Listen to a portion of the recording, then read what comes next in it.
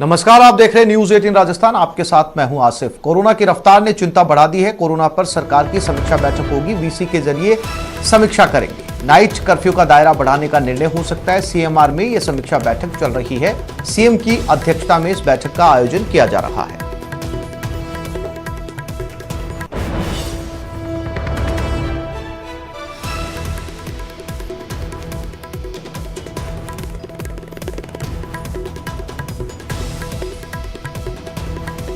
और इसी खबर पर ज्यादा जानकारी के लिए बात करते हैं हमारे संवाददाता दिनेश शर्मा के साथ।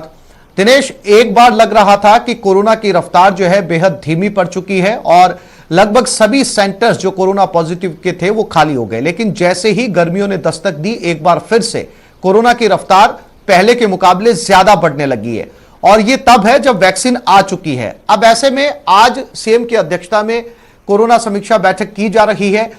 किस तरह के फैसले इस बैठक में लिए जा सकते हैं? क्या एक बार फिर से राजस्थान को लॉकडाउन की स्थिति से गुजरना पड़ सकता है? देखिए, लॉकडाउन जैसी स्थितियां फिलहाल नहीं है और मुख्यमंत्री ये बात स्पष्ट भी कर चुके हैं। पहले ही उन्होंने कहा कि लॉकडाउन नहीं लगाया जाएगा, लेकिन बिना लॉकडाउन के ही सख्ती यहाँ पर बरती जाएगी। और इसी के चलते आज ये कोविड समीक्षा बैठक बुलाई गई है। सीएमआर में फिलहाल जो है बैठक चल रही है और इसमें जो माना जा रहा है वो यही कि नाइट कर्फ्यू का जो दायरा है वो बढ़ाने का निर्णय इसमें लिया जा सकता है। अभी प्रदेश के 8 शहरों में नाइट कर्फ्यू है, तो इसे जो है और बढ़ाया जा सकता है। जिन क्षेत्रों में ज्यादा संक्रमण देखने को मिल रहा है उनमें भी जो है नाइट कर्फ्यू लागू किया जा सकता है। इसके साथ ही अभी जो नाइट कर्फ्यू का समय है वो रात 11 बजे से लेकर सुबह 5 बजे तक है, तो इसमें भी बढ़ोतरी की जा सकती है। जिस तरीके से आपने कहा कि वैक्सीन आने के बावजूद जो है कोरोना के केसेज बढ़ रहे हैं और एक्टिव केसेज की संख्या लगातार बढ़ती जा रही है, तो ये चिंता का विषय है सरकार के लिए। और क्योंकि अभी हाल ही में होली का त्योहार भी बीता है, तमाम पाबंदियों के बावजूद लोगों ने उल्लंघन किया कोरोना प्रोटोकॉल का, तो आशंका ऐसी जताई जा रही है कि अगले कुछ दिनों में कोरोना के केसेज और ज्यादा बढ़ सकते हैं। तो इसे लेकर किस तरह की तैयारी रखी जाए, इसके साथ ही जागरूकता लोगों तक किस तरीके से ज्यादा फैलाई जाए, क्योंकि ये आशंका जताई जा रही है कि आने वाले दिनों में संक्रमण और ज्यादा तेजी से बढ़ सकता है। तो लगातार सीएम ये बात कह रहे हैं कि दिनेश, नजर रखनी होगी क्या कुछ सीएम की समीक्षा बैठक में फैसले लिए जाते हैं, किन जिलों को लेकर ज्यादा पाबंदी बढ़ती जाती है और किस तरीके को कंट्रोल करने की नीति जो है वो सामने आती है। फिलहाल तमाम जानकारी के लिए आपका धन्यवाद दिनेश।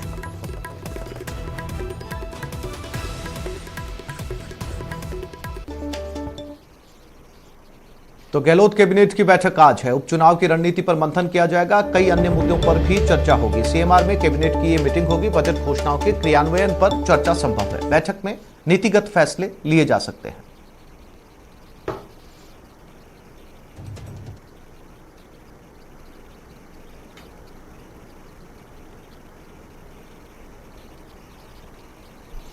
और इसी खबर पर ज्यादा जानकारी के लिए हमारे साथ हमारे साथी प्रेम मीणा जुड़ चुके हैं। उनके साथ बात करते हैं। प्रेम, महत्वपूर्ण बैठक है कैबिनेट की और उपचुनाव भी है। उपचुनाव में सीएम खुद पहुंचे थे रैलियों को संबोधित करने के लिए। किस तरीके की बैठक में जो है वो मुद्दों को उठाया जा सकता है? प्रेम,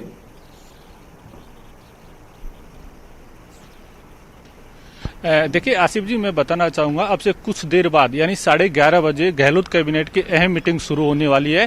मुख्यमंत्री आवास पर यह मीटिंग शुरू होगी और मुख्यमंत्री अशोक गहलोत मीटिंग की अध्यक्षता करेंगे। बाकी जो मंत्री है वीसी के जरिए मीटिंग से जुड़ेंगे। जहां तक कैबिनेट की एजेंडे का सवाल है, वो हालांकि कैबिनेट सचिवालय ने आधिकारिक तौर पर जारी नहीं किया है, लेकिन ऐसा माना जा रहा है कि बजट क्रियान्वयन के साथ ही जो घोषणा पत्र के अहम बिंदु है, प्रस्ताव है और कई जो नीतिगत निर्णय और साथ में उपचुनाव है, सुशासन है, इन मुद्दों पर मंथन हो सकता है, विचार हो सकता है। हालांकि कई नीतिगत निर्णय भी लिए जा सकते हैं, लेकिन फिलहाल उन निर्णयों की जानकारी नहीं दी गई है।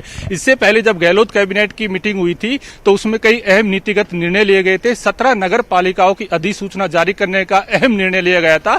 इसके अलावा 50% आरक्षण की सीमा है वो बढ़ाने के का भी फैसला कैबिनेट की बैठक में लिया गया था। हालांकि ये कैबिनेट की मीटिंग के बाद ही पता चल पाएगा कि सरकार ने क्या नीतिगत निर्णय लिए हैं, इसके लिए फिलहाल हमको इंतजार करना होगा। अभी फिलहाल CMR में कोविड समीक्षा बैठक चल रही है, उसके बाद 11:30 बजे कैबिनेट की अहम मीटिंग है वो शुरू हो जाएगी। पहले कैबिनेट की मीटिंग का समय 12:30 बजे रखा गया था, लेकिन मुख्यमंत्री संभवतः 1 बजे जयपुर से रवाना हो जाएंगे असम के लिए, इसलिए मीटिंग का समय वो चेंज किया गया और अब 11:30 बजे कैबिनेट की मीटिंग शुरू होगी। जी आसिफ। बिल्कुल प्रेम, कोरोना को लेकर भी समीक्षा बैठक चल रही है, उसके बाद में नीतियों को लेकर जो है वो बैठक की जाएगी। मुद्दा जो है इस पूरी बैठक के अंदर कोरोना का हावी रहने वाला है।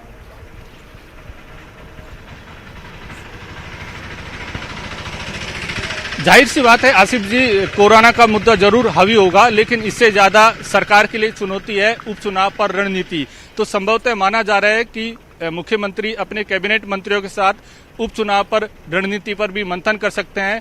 कोरोना प्रोटोकॉल गाइडलाइन की सख्ती से किस तरह पालना हो, इस पर भी मंथन हो सकता है। नाइट कर्फ्यू है, उसकी समय अवधि वो भी बढ़ाई जा सकती है। जिस तरह होली के त्योहार के समय प्रोटोकॉल की पालना नहीं की गई, उससे राज्य सरकार चिंतित है और मुख्यमंत्री संकेत भी दे चुके हैं कि यदि लोग कोरोना प्रोटोकॉल की पालना नहीं करते हैं तो सरकार फिर कड़ा रुख अपना सकती है। फिलहाल कोरोना का मुद्दा भी कैबिनेट की बैठक में उठ सकता है। जी आसिफ। प्रेम, आप नजर बनाए रखिए, समय समय पर आपसे अपडेट इस मामले को लेकर लेते रहेंगे। फिलहाल तमाम जानकारी के लिए आपका धन्यवाद।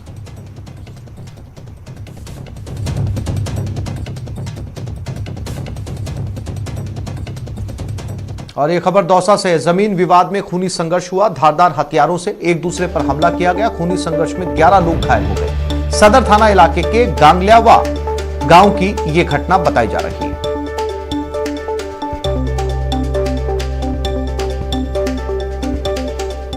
गांगलियावास है और ये सदर थाने में पड़ता है। और कोई इनके यहाँ पे पूर्व में कोई ज़मीन का विवाद है, उसमें होकर यहाँ से परिवार का ही है, दोनों परिवार हैं, इनमें आपस में झगड़ा हुआ है और करीब 11 लोग बता रहे हैं। हाँ, इनको एडमिट है हॉस्पिटल में, इलाज चल रहा है। ऐसी कोई ज़्यादा स्थिति नहीं है और मौके पे जाकर जो भी है उसकी स्थिति का पता लगाकर जो भी कानूनी कार्रवाई की जाएगी।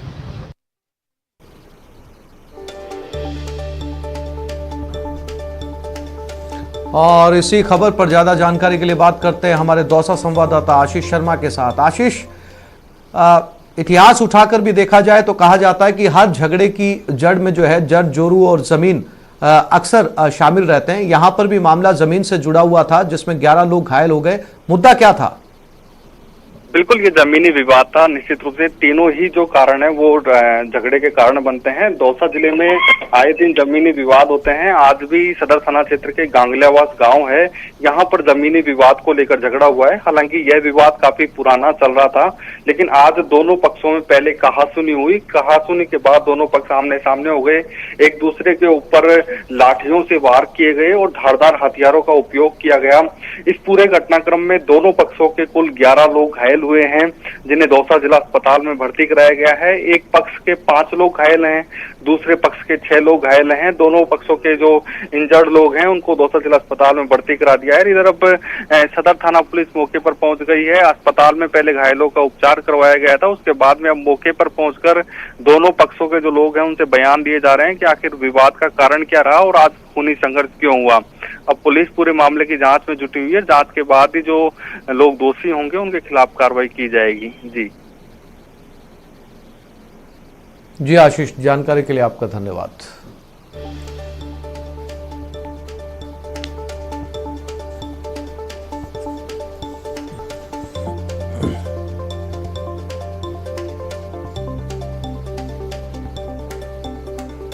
भरतपुर के कामा थाना क्षेत्र के गांव इंद्रौली में दीवार निर्माण को लेकर 2 पक्ष भिड़ गए। जमकर लाठी भाटा और पथराव हुआ। दीवार निर्माण को लेकर ये दूसरी बार खूनी संघर्ष हुआ है, जिसमें 1 दर्जन लोग घायल हो गए। कामा थाना पुलिस मौके पर पहुंची और मामला शांत करवाया। फिलहाल पुलिस जांच में जुटी हुई है।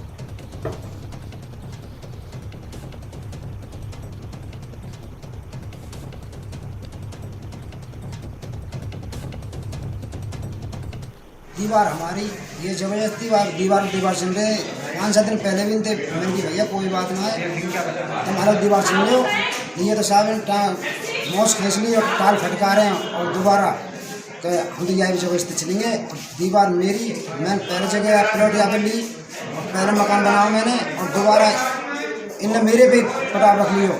जब मैं मरने कोई वाला तो अब तो दीवार चल ले ना, मैं तो यही पे रखूँगा। इस साल की दीवार से मकान मतलब मेरे भाई ने लीनो और एक दूसरे से लीनो, मतलब दूसरे परिवार वाले ने। तो नीचली मंजिल बन के तैयार है दोनों जमीन की, दूसरी मंजिल पर चालू हुए मेरा बड़ो भाई वहाँ मतलब मंजिल बना दूसरी है। आज सुबह थाने पर सूचना मिली कि गांव मंदरौली में आपस में माली समुदाय में झगड़ा हो रहा है।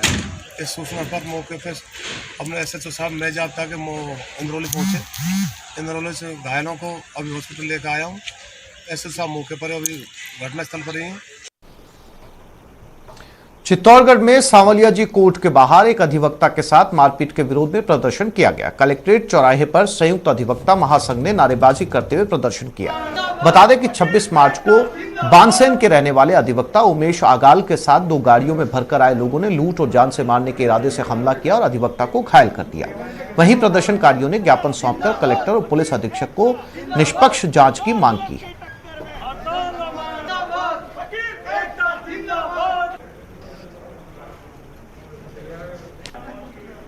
नगर के साथ सांवलिया जी न्यायिक परिसर में जस्ट उसके बाहर ही कुछ आपराधिक तत्वों ने उनके ऊपर आक्रमण कर दिया और लूट के आशय से हमला किया और गंभीर रूप से मारपीट की है।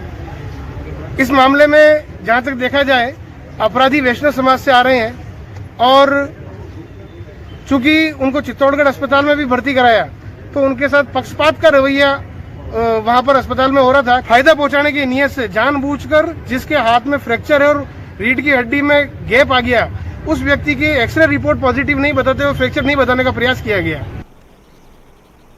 कोटा के MBS अस्पताल में एक व्यक्ति की मौत पर हंगामा हो गया। परिजनों ने डॉक्टरों पर लापरवाही का आरोप लगाते हुए जमकर बवाल मचाया। सूचना पर नयापुर थाना पुलिस मौके पर पहुंची और परिजनों से समझाइश की, लेकिन परिजन डॉक्टर्स के खिलाफ कार्रवाई पर अड़े रहे।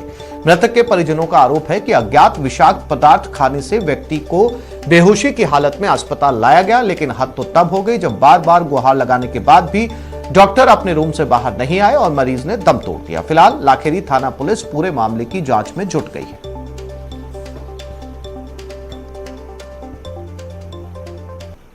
यहाँ से लाया लाखेरी से, इनको अस्पताल में दिखाया, काफरन भी इनको नहीं झेला। जब इनको है ना इमरजेंसी में यहाँ रेफर किया कोटा के लिए, तो जैसे हम लेकर आए बिल्कुल सही थे, होश में थे, मतलब कि थोड़ा बेहोश हालत में मतलब, और ये सांसें चल रही थी इनकी। डॉक्टर साहब के रूम में गए इमरजेंसी में। जब डॉक्टर साहब को बोला हमने 4 बार कि डॉक्टर साहब चल जाइए चल जाइए चल जाइए, एक बार चेक कर लीजिए, तो डॉक्टर 4 बार अंदर आके बाहर गया, पर एक बार भी चेक नहीं किया इन्होंने कि मरीज की हालत क्या है। 15 से 20 मिनट इन्होंने बेकार कर दिए और आज इसकी डेथ हो गई। इसका कारण MBS अस्पताल के इमरजेंसी के डॉक्टर है। और ये खबर जोधपुर से है। विदेशी युवती ने हंगामा किया। MDM अस्पताल के कोविड वार्ड में यह हंगामा हुआ। वार्ड बॉय के साथ दुर्व्यवहार किया गया। वार्ड बॉय पर खाना भी फेंका। 2 दिन पहले होटल से पुलिस ने इसे पकड़ा था। कोरोना पॉजिटिव आने पर अस्पताल में भर्ती थी। खाने को लेकर हंगामा किया गया। अस्पताल से जेल में इसे आइसोलेट किया गया है।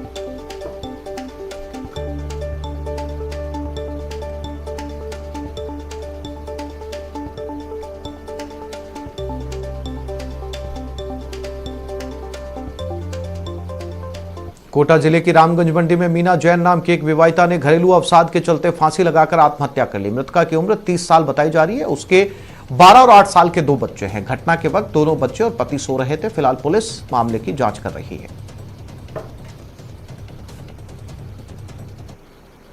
मीना जैन वाइफ ऑफ दीपक जैन, बाजार नंबर 2 रामगंज मंडी में रहती थी, जिसने आत्महत्या कर ली है। मीना की 30 साल उम्र थी और इसकी शादी को 13 साल हो गई। अच्छा सर, बच्चे 2 बच्चे हैं इसके। दोनों कबाड़ लगे हुए थे अंदर से, जिसने अंदर साड़ी के फंदा लगाकर कुंदे में आत्महत्या कर ली। जैसलमेर के मोहनगढ़ नहरी क्षेत्र में न्यूज 18 राजस्थान की खबर का असर हुआ। अनाज मंडी में 1 महीने से गुल बिजली अब लौट आई है। अनाज मंडी अधिकारियों ने खबर दिखाए जाने के बाद आनंद फानन में बिजली का बिल जमा करवाया और डिस्कॉम कर्मियों ने बिल जमा होते ही ट्रांसफार्मर को वापस लगवाकर बिजली शुरू कर दी। बता दें कि अनाज मंडी के अधिकारियों की लापरवाही के कारण मंडी का 17 लाख रुपए का बिजली बिल बकाया होने के कारण बिजली विभाग ने ट्रांसफार्मर खोलकर अपने कब्जे में ले लिया था। फिलहाल बिजली की वापसी से किसानों में खुशी है और वो न्यूज 18 राजस्थान का आभार जता रहे हैं। गई है और रात को ट्रांसफार्मर लग गया है और पिछले 1 महीने से लाइट नहीं थी। आपके चैनल पर हमारा प्रशासन, आपने न्यूज़ चलाई और प्रशासन हरकत में आया और हमारी लाइट की रात व्यवस्था हो गई। मोहनगढ़ में पिछले 1 महीनों से लाइट नहीं थी, इसलिए हम परेशानी उतरे थे। आपके चैनल से खबर चली और इससे हमारी लाइट मिल गई है।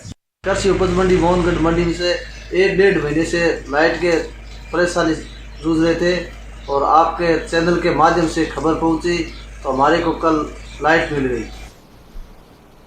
विधानसभा उपचुनाव 2021 में भाजपा ने स्टार प्रचारकों की सूची जारी कर दी है। तीनों उपचुनाव में 30 स्टार प्रचारक शामिल किए गए। अरुण सिंह, भारतीबेन, सतीश पूनिया, गुलाबचंद कटारिया, वसुंधरा राजे सिंधिया, भूपेंद्र यादव, ओम माथुर, चंद्रशेखर, राजेंद्र राठौड़, गजेंद्र सिंह शेखावत, अर्जुन राम मेघवाल, कैलाश चौधरी, किशनलाल गुर्जर, अलका सिंह गुर्जर, अरुण चतुर्वेदी, अशोक परनामी, वासुदेव देवनानी, नारायण सिंह देवल, जोगेश्वर गर्ग, भजनलाल शर्मा, मदन दिलावर, सुशील कटारा, दिया कुमारी, किरोड़ी लाल मीणा, राजेंद्र गहलोत, कनकमल कटारा, सीपी जोशी, सुभाष बहरिया, राहुल कसवा, नारायण लाल पंचारिया उपचुनाव में प्रचार करेंगे।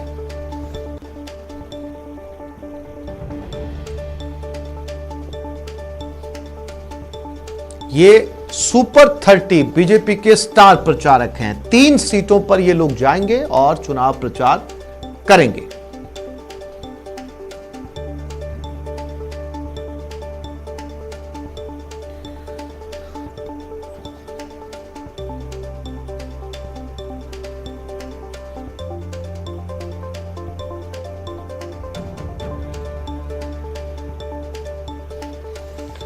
और इसी खबर पर हमारे संवाददाता सुधीर शर्मा हमारे साथ जुड़ गए हैं। सुधीर, सुपर 30 की लिस्ट जारी हो गई, स्टार प्रचारकों की लिस्ट है ये।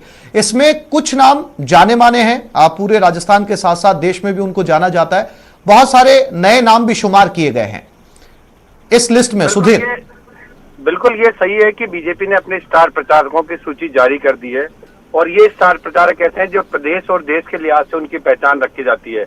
सबसे बड़ी बात यह है कि जिसमें बात की जाए पूर्व मुख्यमंत्री वसुंधरा राजे, जो कल तक नामांकन प्रक्रिया में शामिल नहीं थी, उनको भी स्टार प्रचारक रखा है, क्योंकि सबकी निगाहें ये पर जुटी हुई कि जो स्टार प्रचारकों की जो सूची आई है उसमें तमाम जो बीजेपी के खेमे हैं उनको साधने की कोशिश की है, उनको सबको जगह दी गई है। और इसके अंदर देखें तो तमाम जो नेता हैं प्रदेश के, बड़े जो केंद्रीय मंत्री हैं, सांसद हैं, उनको भी उनके क्षेत्र और जातीय आधार की जो बात की जाती है, राजनीति में वोटों की बात की जा रही है, उन तमाम जो राजनीतिक समीकरण साधने वाले जो नेता हैं उनको इसमें शुमार किया गया है। जी सुधीर, जो लोग पहली बार चुनाव प्रचार में जाएंगे या जिनको बहुत कम तजुर्बा है स्टार प्रचारकों में शामिल होने का, उनके लिए भी ये प्लेटफॉर्म नए तजुर्बे की तरह होगा? अब बिल्कुल ऐसा कोई नाम नहीं है जो नहीं है, सारे लोगों को ऐसा है कि किसी न किसी पद पर और कहीं न कहीं वो पहले भी प्रचार कर चुके हैं।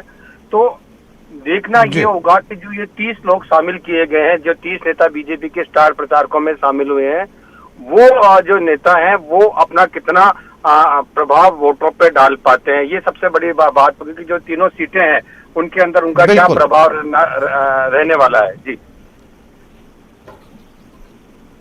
सुधीर, जानकारी के लिए आपका धन्यवाद।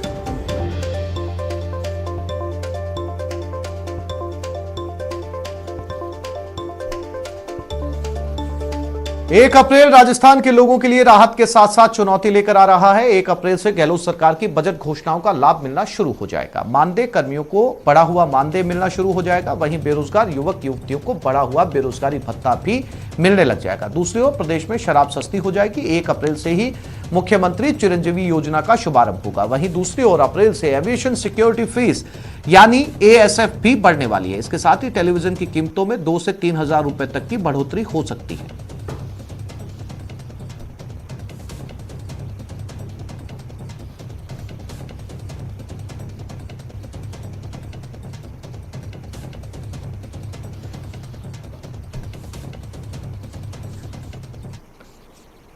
मिशन असम पर मुख्यमंत्री अशोक गहलोत आज असम के लिए रवाना हो जाएंगे। आज और कल सीएम का असम दौरा रहेगा। दोपहर 1 बजे गुवाहाटी के लिए वो रवाना हो रहे हैं। कल 2 जनसभाओं को संबोधित करेंगे। कल दोपहर 12:30 बजे बोंगाई गांव में सभा है और कल 3 बजे पताचर कूची में जनसभा है।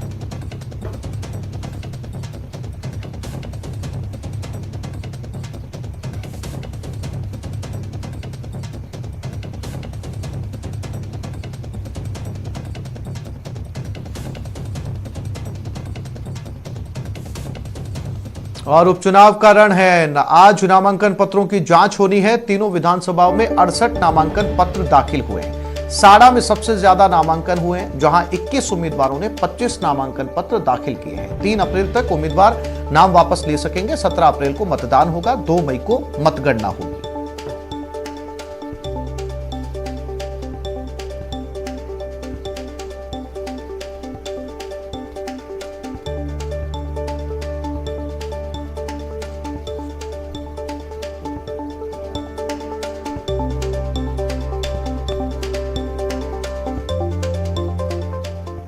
और अब बात दंगल में पर्चा दाखिल करने की। उपचुनाव के रण के लिए अब कांग्रेस के लड़ाके तैयार हैं। कांग्रेस के तीनों प्रत्याशियों ने राजसमंद, साहड़ा और सुजानगढ़ सीट से एक साथ ही पर्चा दाखिल कर अपनी दावेदारी ठोक दी है। माननीय मुख्यमंत्री जी का मंच पर बहुत-बहुत आप लोगों की ओर से स्वागत करना चाहता हूं। नामांकन दाखिल, अब रण की तैयारी।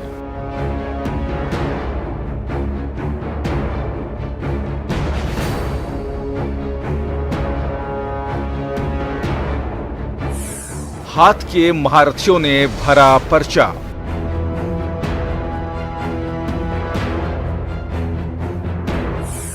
दंगल में दाखिला।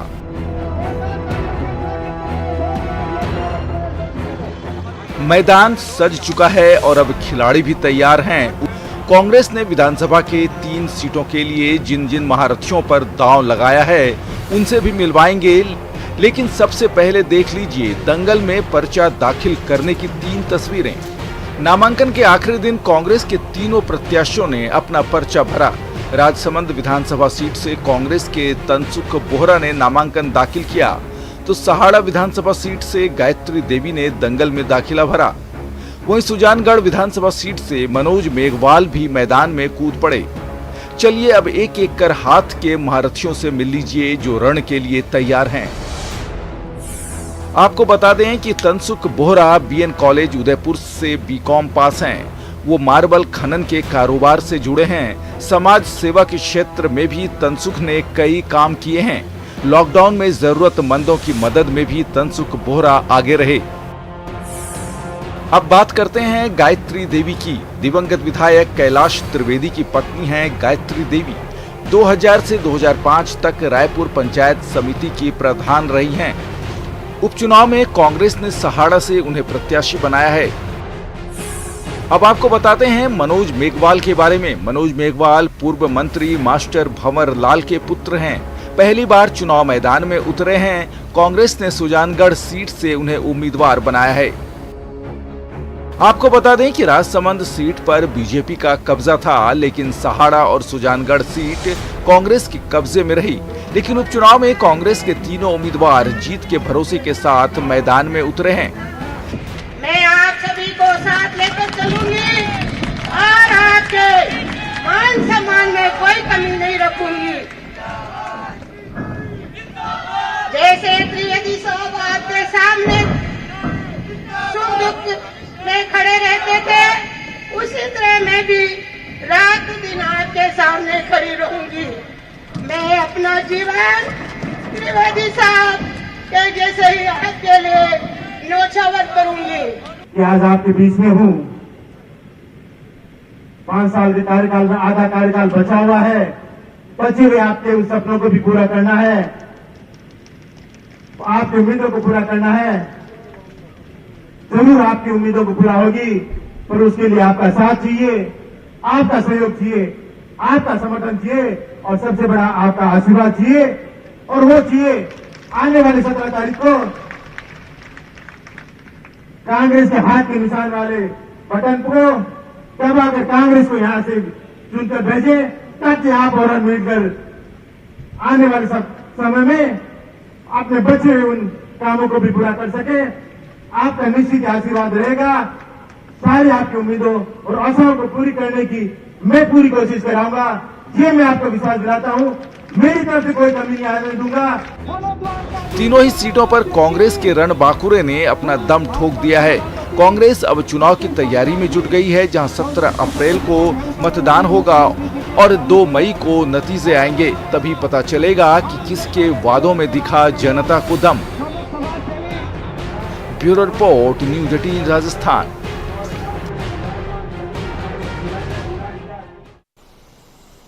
उपचुनाव के रण में बीजेपी के तीनों उम्मीदवारों ने पर्चा दाखिल कर दिया। राजसमंद से दीप्ति माहेश्वरी, साड़ा से रतनलाल जाट और सुजानगढ़ से खेमाराम मेघवाल ने नॉमिनेशन किया है।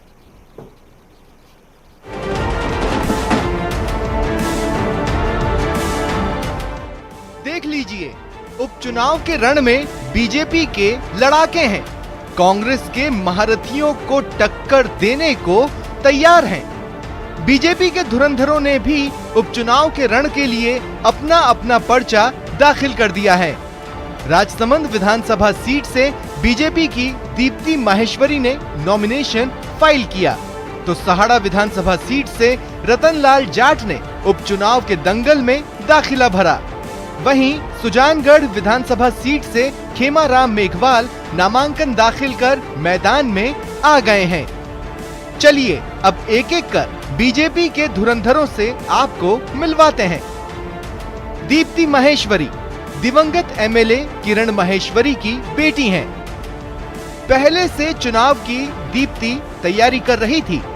राजसमंद से बीजेपी ने अपना उम्मीदवार बनाया। रतनलाल जाट, खाटी नेताओं में रतनलाल का नाम शुमार है। रतनलाल जाट पहले भी विधायक रह चुके हैं।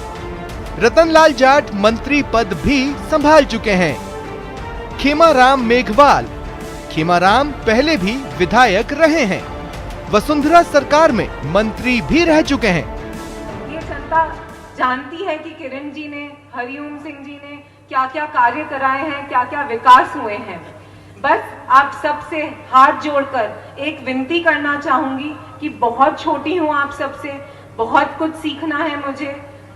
अभी तो घुटनों के बल चलना सीखी हूँ, पूरा सिखाने में मेरा हाथ पकड़कर मुझे चलना सिखाएं और अपना आशीर्वाद जिस प्रकार से मम्मी के ऊपर आप लोगों ने रखा है और इन लोगों उनमें ये विश्वास जगाया था कि वो राजसमंद के लिए इतने विकास कर पाए, उसी प्रकार का विश्वास मेरे ऊपर रखें। भारतीय जनता पार्टी के केंद्रीय नेतृत्व, प्रदेश नेतृत्व को मैं धन्यवाद देता हूँ। उन्होंने मुझे सारा उपचुनाव में यहाँ से भारतीय जनता पार्टी का प्रत्याशी घोषित किया है। कार्यकर्ताओं की जोश और उत्साह को देखते हुए और राजस्थान सरकार की जो 2-2.5 साल की जो एक भी कार्य जो जनता का नहीं हुआ है, विफल जो सरकार रही है, उस नाते निश्चित रूप से भारतीय जनता पार्टी यहाँ से विजय से प्राप्त करेगी। सुजानगढ़ के अंदर दौरा कर रहे हैं, उनको यह लग रहा है कि हम बहुत भारी वोटों से हार रहे हैं, इसलिए ये मुख्यमंत्री जैसा व्यक्ति यह सुजानगढ़ के अंदर 2 दौरा कर लिया और निश्चित रूप से हम तो ये कह सकते हैं कि ये जितने दौरा करेंगे उतनी ज्यादा वोटों से ये हारेंगे। नामांकन के बाद से बीजेपी अब चुनाव की तैयारियों में जुट गई है। दरअसल उपचुनाव बीजेपी के लिए एक मौका है अपनी ताकत को आजमाने का और जनता के मन को टटोलने का। Bureau report, news 18 Rajasthan. RS मुख्य परीक्षा 2018 के सफल अभ्यर्थियों के साक्षात्कार का दूसरा चरण आज से शुरू होगा। दूसरे चरण के साक्षात्कार के लिए 1709 अभ्यर्थी शामिल होंगे। कुल 1051 पदों के लिए आयोग ने 2010 अभ्यर्थियों को साक्षात्कार के लिए सफल घोषित किया था। पहले चरण में 22 से 26 मार्च तक 300 अभ्यर्थियों के साक्षात्कार लिए जा चुके हैं। वहीं दूसरे चरण के साक्षात्कार 7 मई तक चलेंगे। इस दौरान अभ्यर्थियों को अपने साथ मूल प्रमाण पत्र और फोटो लाना अनिवार्य होगा।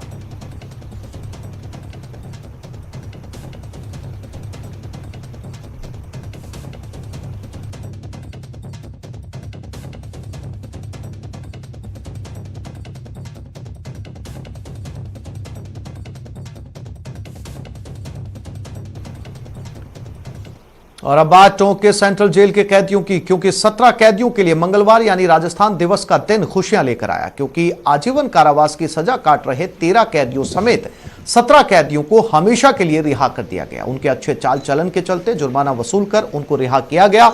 इस अवसर पर रिहा हो रहे कैदियों को माला पहनाकर तिलक लगाया गया और आगामी जीवन में अच्छा नागरिक बनने की नसीहत भी दी गई। वहीं उनसे अपेक्षा भी की गई है। नहीं, कोई मेरे को परेशानी नहीं आई, पर यह फालतू की सजा काटी मैंने। जो दुश्मन ने मेरे को फंसाया था, मैं रिहाई काट यहाँ से अच्छा हुआ कि मेरा यहाँ रिहाई होगी। नहीं, इसकी तो उम्मीद नहीं थी।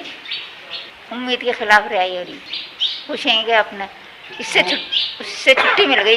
302 में हो साहब, सब कुछ सही है। आज रिहा हो रहा हूँ साहब। धन्यवाद डीजी साहब का और हमारे सुप्रिटेंडेंट साहब का। बहुत अच्छे से आज सब रिहाई हो रही है राजस्थान दिवस पे, बहुत बढ़िया लग रहा है साहब। राज्य सरकार के द्वारा राजस्थान दिवस पर 30 मार्च को आज बंदियों को शेष सजा माफ कर समय पूर्व रिहा किया गया है। इस रिहाई के अंदर श्रीमान राजीव दासोद साहब डीजी साहब का अहम रोल है, श्रीमान आईजी साहब विक्रम सिंह जी का अहम रोल है। सरकार के समक्ष उन्होंने प्रस्ताव रखा कि इस तरह से बंदी हैं जिनको विशेष दिवस पर विशेष लाभ देकर रिहा किया जाए तो अच्छा रहेगा।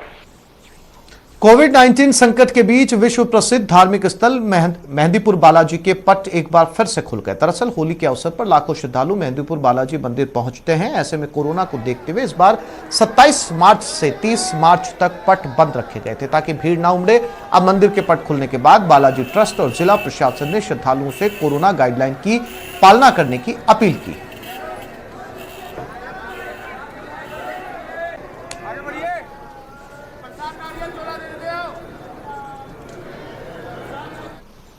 तो इस बुलेटिन में फिलहाल इतना ही। नमस्कार।